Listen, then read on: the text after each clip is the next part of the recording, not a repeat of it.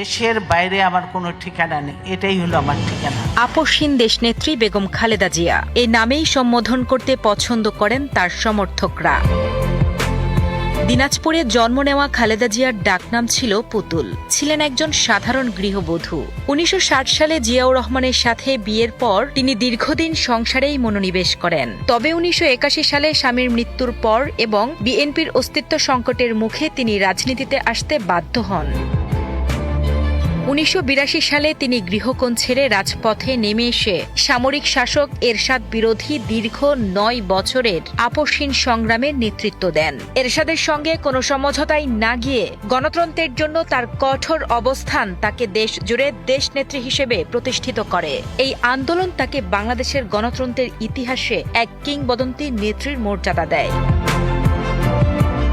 রাজনীতিতে কোনো পূর্ব অভিজ্ঞতা না থাকলেও ১৯৮৪ সালের ১০ মে তিনি বিনা প্রতিদ্বন্দ্বিতায় বাংলাদেশ জাতীয়তাবাদী দল বিএনপির চেয়ারপারসন নির্বাচিত হন এবং তার নেতৃত্বেই দলটি পূর্ণ বিকাশ লাভ করে। ১৯৯১ সালে তিনি স্বাধীন বাংলাদেশের প্রথম নারী প্রধানমন্ত্রী হিসেবে শপথ নেন। পরবর্তীতে ১৯৯৬ এবং ২০০১ সালেও তিনি প্রধানমন্ত্রীর দায়িত্ব পালন করেন। তার রাজনৈতিক জীবনের সবচেয়ে উল্লেখযোগ্য দিক হল তিনি জীবনে যতবার সংসদ নির্বাচনে অংশ নিয়েছেন প্রতিবারই ৫টি করে আসনে বিজয়ী হয়েছেন এবং কখনোই পরাজিত হননি, যা বাংলাদেশের ইতিহাসে এক অনন্য রেকর্ড। এই অসামান্য অবদানের জন্য একটি কানাডিয়ান সংস্থা তাকে মাদার অব ডেমোক্রেসি বা গণতন্ত্রের মা সম্মাননায় ভূষিত করে।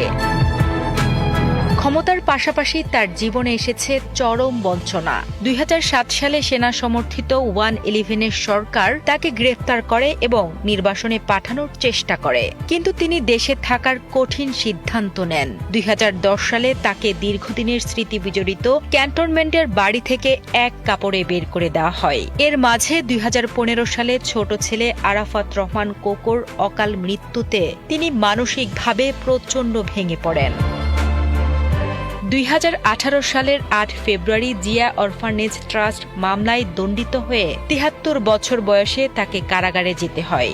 ২ বছরেরও বেশি সময় নির্জন কারাবাসে অসুস্থ দিন কাটান তিনি। ২০২০ সালে শর্ত সাপেক্ষে তিনি মুক্তি পেলেও কার্যত গৃহবন্দী ছিলেন। তবে ২০২৪ সালের ৫ আগস্ট ছাত্র জনতার ঐতিহাসিক গণ অভ্যুত্থানের পর তিনি পূর্ণাঙ্গ মুক্তি লাভ করেন। রাজনীতি করি তো দেশের ভালোর জন্য, দেশের মানুষের কল্যাণ করার জন্য। ১৯৯১ ৯ বছর পর আমরা কিন্তু দেশে গণতন্ত্র এনেছি। আমার কিছু চাই না, আমি এখন জনগণের জন্য, দেশের জন্য, মানুষের জন্য কাজ করতে চাই।